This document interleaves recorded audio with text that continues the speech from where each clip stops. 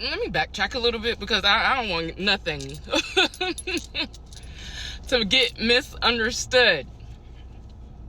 When I got my apartment, because I use we a lot, because that's how I've always talked a lot. Like when I'm referring to we a lot of time, especially these last couple of years, I usually refer my kids, me, my kids. So when I was in the relationship, I usually was saying we a lot. But he because I got tired of people, I got tired of the, I was telling him, like, you can't move in with me unless you're going to pay bills. And if you're not going to pay no bills, you can't move in with me. So he understood that because, mind you, now around this time, like I said, he was 21, 22. He's living off his student loans. So my apartment was my apartment. I didn't give him a key or anything. Like, I'm saying this for a reason. I did not give this man a key. Or boy. Still, boy.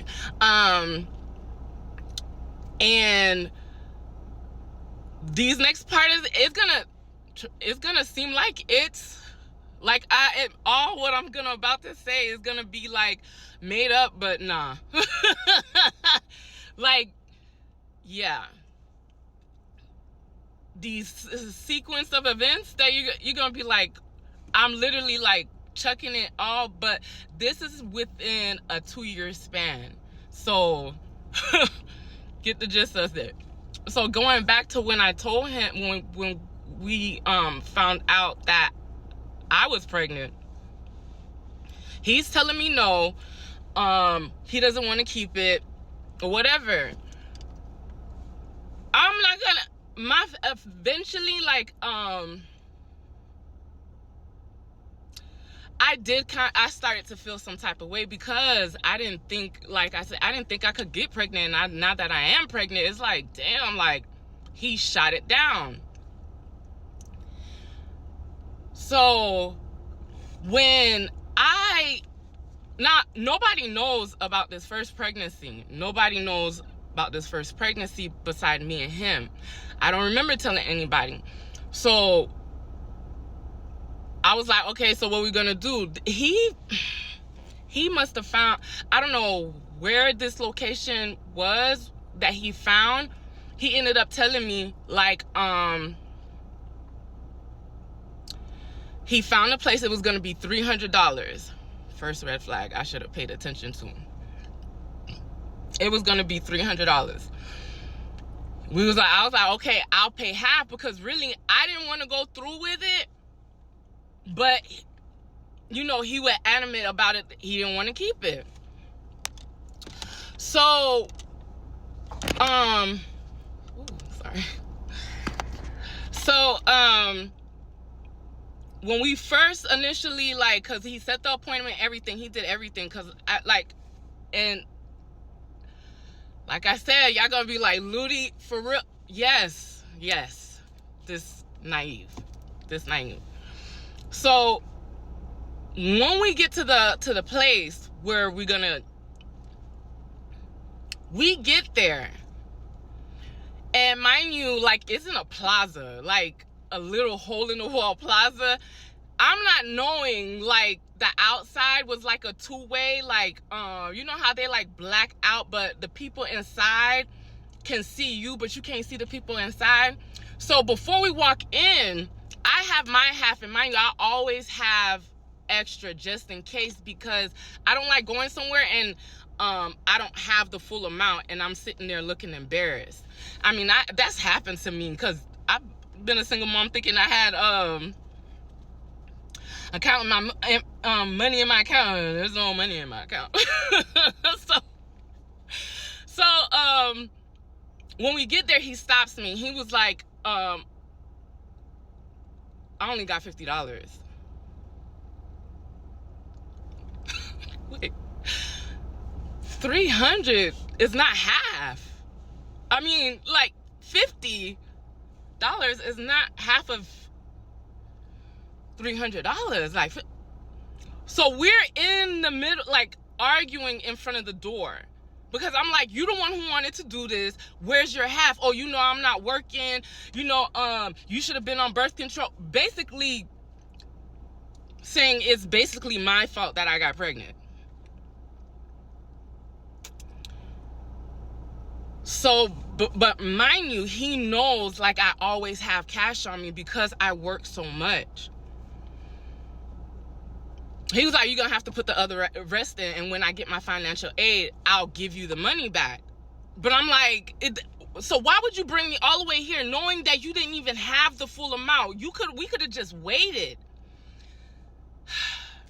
So anyways, we go into this place or whatever, and I have never been to a doctor before that. You know what I'm saying? Because my mom couldn't afford to take us to the doctor, and she wasn't a resident yet. She was still an immigrant. So she didn't get a lot of the benefits that any, American would. So like I said, my mom took very good care of us. Like, we didn't get sick. So when I go into this place, it's this old man with glasses.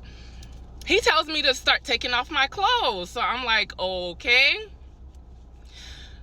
I watch TVs and movies, and if y'all ever, like, I didn't even know what was happening that was inappropriate. But if you ever get a chance to watch The Hand That Rocked the Cradle, that's how I knew. And then, I got older and I started having more kids. Like, that wasn't supposed to happen. So I, do what I'm supposed to do because I'm getting checked or getting, he doesn't have a chaperone in the room, which should have been the other red flag. This is going to be so embarrassing. But I'm just being transparent. Like, so he's like, okay, when was your last period? And around that time, I never kept track of my period because I wasn't sexually active like that until, I got with him. So there's no chaperone. We're in there, and he examines me, and the first thing he says, I don't see him put no gloves on, no nothing. First thing he says, he goes, ooh, you're very warm. I said, what the? At first I was like, why would he say something like that?